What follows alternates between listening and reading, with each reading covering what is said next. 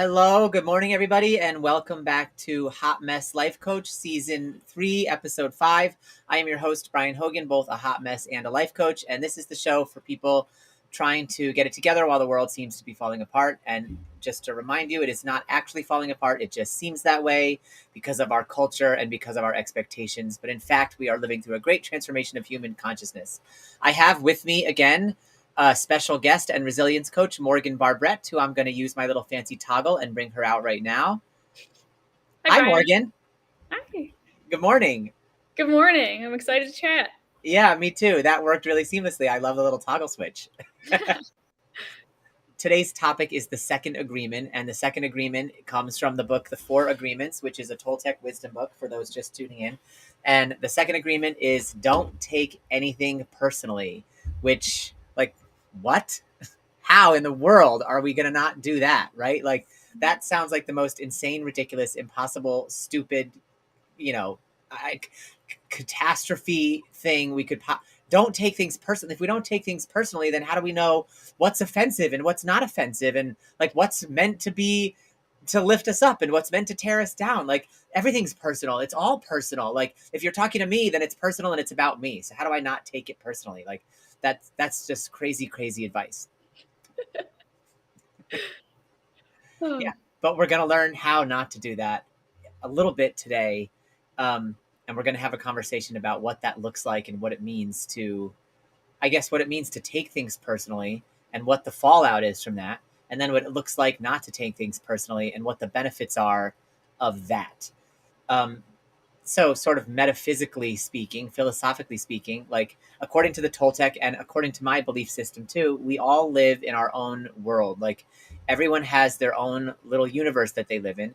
And so, what I do is about me. Even if I'm doing it to you, it's about me. And so, you can stand up for yourself if I'm trying to put you down or oppress you, but you can stand up for yourself without taking my actions personally, because taking them personally puts you in a certain state of being, but not taking them personally puts you in a different state of being.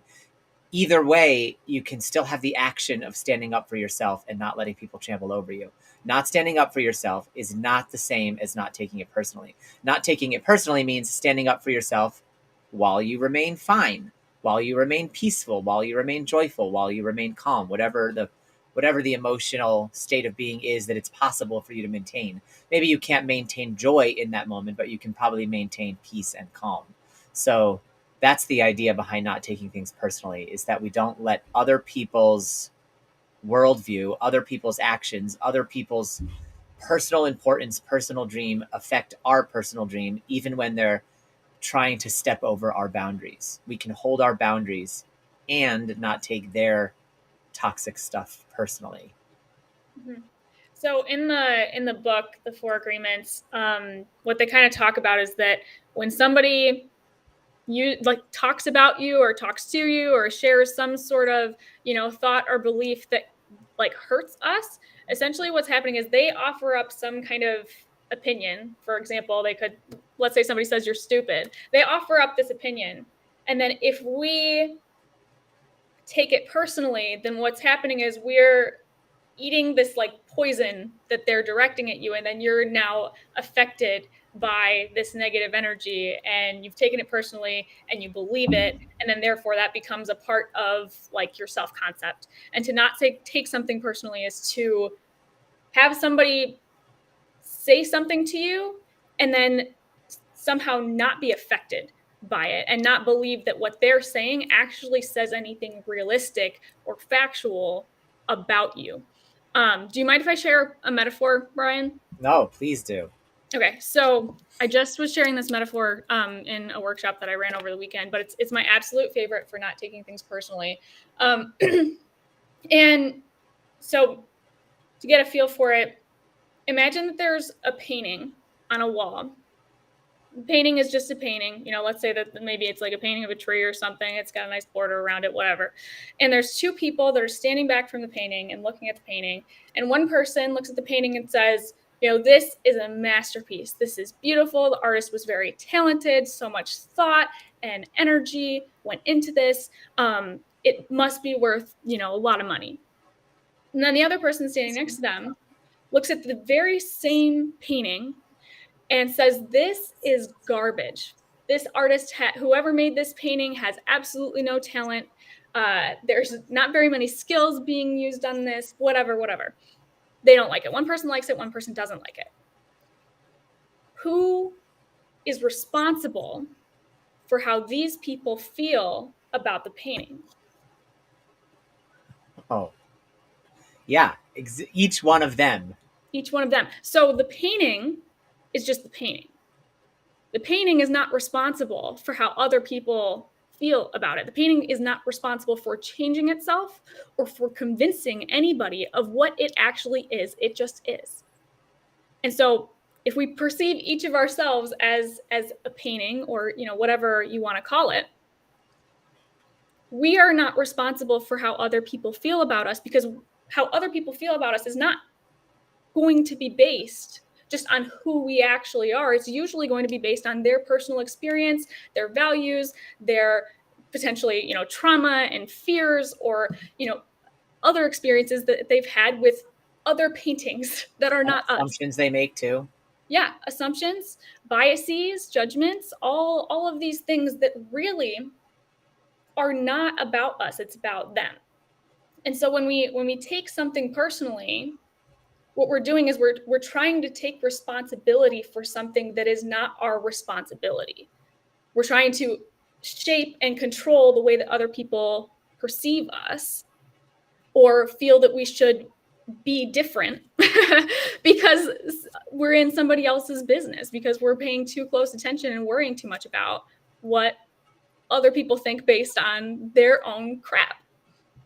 Yeah, that's a beautiful analogy, because I am a Monet, and whether you like it or not, that's how it is. But it's important here to note that the agreement is worded like, don't take anything personally, and that's deliberate, because there is a conscious choice in the moment. Like when somebody says, hey, you're stupid, or you're an ugly painting, like there's a conscious choice, but sometimes that choice can seem really, really, really small. And so it's important to sort of understand that there can be a knee-jerk reaction to somebody calling you stupid, where you're like, and that's our upbringing, that's culture, that's the part of us that's lived in a world that says you should be offended and stand up for yourself when people call you stupid. But that doesn't mean that is not the evidence of taking it personally. That's a knee-jerk cultural response. And then the conscious choice to come in and not take it personally comes, sometimes it can come before that response, once you've been really practiced at it. But in the beginning, as we start to develop this habit of not taking things personally, you're going to have the knee-jerk response, be like, how dare you? And then right after is when you can go, well, that's just their stuff. And you can go right back into your center place, into your peaceful place. And the reason that the knee-jerk reaction happens, there's a couple reasons. One is because it's taught to us and it's part of our programming. The other one, and the most important one to look at with each of us, like whatever your triggers are, is because the thing that someone says that you take personally, according to the Toltec, it's because it touches on a wound in you that hurts you. So it's not that the words "you are stupid" are actually hurtful. They're just words, like we talked about even in a couple episodes ago with like being impeccable with your word. They're just words. They're innocuous. They're symbolic. They don't have the inherent power is in the meaning we make out of the words. And so if I say you're stupid and you know for sure that you're not, and you're totally not on board with that characterization of yourself, then it's probably not going to bother you so much that I think you're stupid. It may bother you a little bit that you thought I was nicer than that, and so you thought I wasn't going to call you names. You know what I mean? And so that might be an irritant. Or like if we're really close, you might feel betrayed, and so then that might feel like an irritant. But all of these different things are signs for us when we take something personally, that there's a wound in us that the other person's words or actions are touching on, and we have the power to heal that wound then. So every time we take something personally, we can see it as a gift. There's a little bit of a gift in it, because it allows us to see like, oh, where is the vulnerability in my armor that I'm letting these actions bother me, that I'm letting this person bother me, or these words bother me. Because it's like the way all of these agreements work, it's the power of our agreement with it. So if you call me stupid and I don't agree, I'm not going to get pulled down into the dream of hell with you. But if I do agree, if on some level I think, oh yeah, like what is the analogy in the chapter 2 is like, oh, how did they know? How did she know I was stupid? How she found me out? And so like when you agree that you're stupid along with the person calling you stupid or ugly or fat or not enough or worthless or a mistake or any of the other things, if you have that false belief in you, then it's going to be easier for you to agree with somebody, which is going to then trigger you to take it personally because you want to defend against it, because you want to defend against the emotional feelings that are going to come up when you have to confront the fact that you don't feel like you're enough, or that you do feel stupid, or that you do feel ugly, or that you do feel worthless. And so being able to confront those things is a gift. And when we confront them, we can heal the wound. And then when the next person comes along and says you're not enough, you're going to go, yes, I am. That's just your stuff. Mhm. Um, so when I think about,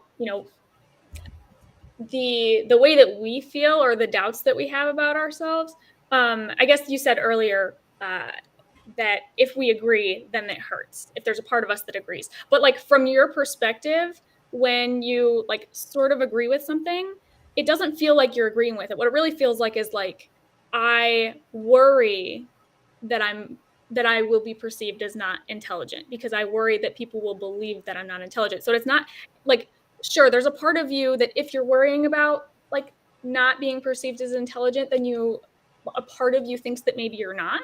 But the experience of it isn't like, oh, I believe I'm not intelligent. It's not always like that. It's a lot of times just like a little bit of insecurity is that sign. And then those are the times where we're most likely to take something personally, is if there's a little bit of insecurity underlying whatever topic that somebody else's words have touched on. Yeah, that's exactly right. I think you're totally right. And so it's a good see, I'm so deep swimming in the Toltec waters that it's important to like climb back out and decode these terms a little bit. So the term Yeah, you agree, use all the lingo and you're like really into the high level stuff of it. yeah, no, that's it's great to have you to bounce it back off of because it's so important for people to understand like it's not like you feel viscerally inside, I agree. And so now I'm going to take it personally. Like but the agreement, it's a metaphysical term, an existential term. Like when I say you agree, it's like some unconscious part of your belief system is in agreement with what's being said to you. It doesn't mean to your conscious mind it's going to feel like you agree. In fact, it's quite the opposite. Your conscious mind may vehemently disagree, which is where taking it personally leads to defending your position. Like, I'm not stupid, so fuck you. You know what I mean? But it's because on some level down below all of that defense and pretense, there's a little part of you, a still small part of you that feels like you do agree. And you don't even realize that. So you're not going to have the visceral experience of like, yep, I agree. You're right. Ugh, now I'm going to take it personally. It's actually going to probably feel like a vehement choice to disagree, like a defense against the dark arts. You know what I mean? Like to put it in Harry Potter terms, like I do not want you insulting me. And so I must stand up against it. I must defend against it. I must hold the line. I am not dumb. You can't call me that. But that's because on some level deep down, you wonder if maybe you are dumb and you feel a little dumb. And so that's the agreement there. Like it's this deeply unconscious place. So it's not an agreement on a conscious level. It's an agreement sort of on a metaphysical, invisible belief system level. Yeah, like and the difference here is like I almost picture like sort of a Zen meditative monk kind of dude. If somebody comes at somebody who is completely unbothered and at peace and says you're stupid, they are not going to try to defend themselves because they won't feel a need to try to defend themselves. They'll likely maybe laugh it off or whatever. But that's kind of the difference. Is like if we really have this strong faith about like who we are and we're really rooted in our worthiness, then we're less likely to feel defensive when other people attack our character or say things that, are potentially hurtful. Yeah, exactly. And then like there's even another level past that where like the Zen monk may actually be so self-aware that they realize that they know less, that they don't know more than they know. And so when you call them stupid, they might be like, "Yeah, totally. I don't know shit about shit." But they're fine with that because they it's not personal. You know what I mean? They in their worldview maybe like nobody's everybody's stupid. Like nobody knows anything about anything, and we're all just out here fronting as imposters, trying to pretend we're wise, you know? So it's Oh. but either way, it's like what comes from it is like this peace centered place of not taking it personally, either because you agree wholeheartedly or because you know it isn't true, one or the other. Mm-hmm. So let's try to, come up with an example here. What is the difference? Well, Like, I'll give you an example really quick. okay, I have road rage. Well, no, I don't. I have road cranky, but I do have it. I do have it. And like, that's this, I was thinking about it before we got on today about like, where is an example where I take stuff personally? And I was trying to really think of one because there's a lot of areas in my life now where I like let stuff roll off my back a lot. You know what I mean? But for mm-hmm. some reason in the car, when it's a machine instead of a human, I take it really personally still, even though I know it's a human in there driving. And like, but still, it's like, it's just this like metal bucket. How dare it pull out in front of me? And I get this like road cranky, or if like we're at a red light and the light turns green and they don't go like right away, I'm like sitting, I'm like, go! What? Oh my God, I have places to be. Fucking go. You're so Please. relatable right now. What? I said you're so relatable right now. Yeah. And so, but it's like, why am I getting so triggered in the car? And like, I'll even know, I'll feel it in the car and I'll be like, Brian, calm down. This is why people have heart attacks. Like, it's not a big deal. Like, and you know, all those studies about how everyone who races to the red light gets home at the same time as every other fucking person anyway. So like, what are you doing? Like, you've read the literature, you know, it isn't true. Like rushing doesn't even work. And like, so all of that is to say, for some reason, I take that really personally. And it's like a personal affront to me when somebody doesn't go fast enough or when they cut me off in traffic. Like, like, how dare you? So, what I've had to try to tell myself now is like, okay, I want to assume the best. Well, agreement number 3 is to not make any assumptions. So, we'll get there next week. But as we're working towards that, I try to switch my assumptions around. And so I'll be like, okay, well, maybe this person has a woman in the back seat who's in the middle of giving birth. And That's what I use. I imagine people are pregnant in the back seat. oh my God, that's hilarious. Wow. I know I was so unique. I guess this probably everybody uses that one. I don't know. We must have seen it in Chicken Soup for the Soul or something. That's But funny. yeah, yeah. And it does actually work. Like it doesn't always work because sometimes my mind won't agree with that. I'm like, no, there's no one in the back seat. They should just go, you know, but other times it does help to calm me down because it's like a reminder that they're in their own world. And then other times I'll like catch up to the person and I'll look over at them and I'll like, it's not like I'm going to look over and glare because like I don't really have road rage. I have road cranky, but I just want to see like, who is this human that's fucking with me? You know what I mean? And sometimes it's like a little old lady who's like 140 years old. And I'm like, oh my God, Brian, you have got to calm down. Like she couldn't even go any faster if her life depended on it. And look at her life probably depends on it. You know what I mean? So Okay, so the difference in our experience between a moment when we're taking something personally and a moment when we're not taking something personally is probably you're going to feel a lot more activated. You're going to feel potentially anger or hurt or insecurity or all these emotions. check, And then check, in the moment, check. yeah, in a moment where we don't take something personally, and we're not suggesting like just don't take it personally necessarily because it's harder than that. It's really not always easy to just not take things personally. But in a moment where you don't take something personally, you're going to feel unaffected. You're going to stay more grounded and regulated, and you'll have a more, I guess, substantial like grounding in your worth, in the person that you are, in the way that you want to show up in the world.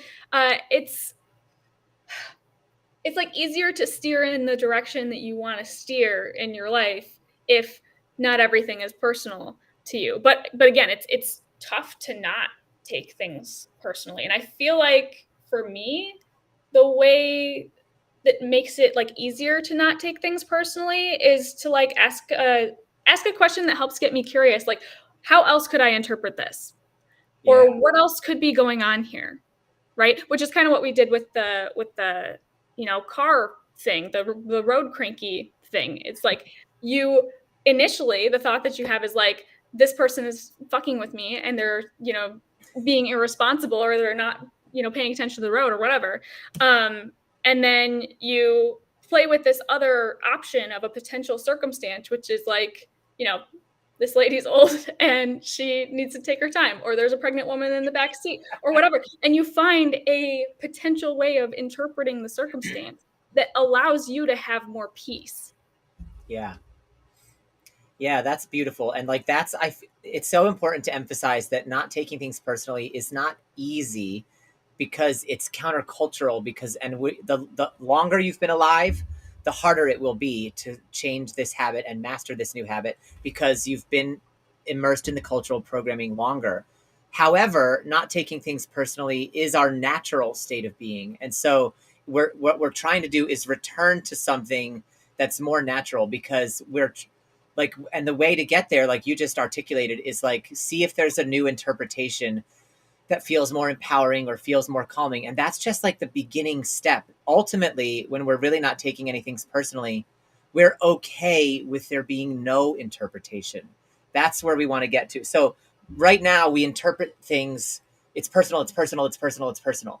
And so we want to move the pendulum all the way over here to where it's not about me, it's not personal, it's about the pregnant woman, it's about the old lady, she's just trying to survive, they're trying to get to the hospital, whatever. Those are all assumption based, but they're more freeing, they're more calming than it's all about me and they hate me. They don't hate me, they love their unborn baby. They don't hate me, they just don't want to break their hip.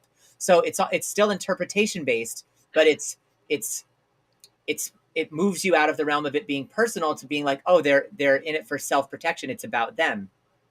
Ultimately, the most freeing is to bring it into the calm center where it's like, I know it's not about me, but I don't know what it is about, but it doesn't matter because I know it's not about me.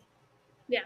And that's enough. And that's where it takes lots and lots of practice and lots of time. And that's okay. I mean, it can happen faster too. I don't want to say that and be like, oh, people have to be on like a 10-year long journey. Like maybe not. Like it's wherever you're at right now, whatever part of this is resonating with you is totally fine. And that's the part that if it intrigues you, then that's the part that you get curious about and follow and pursue and learn to practice. But these agreements are agreements that you make for the rest of your life. So be impeccable with your word.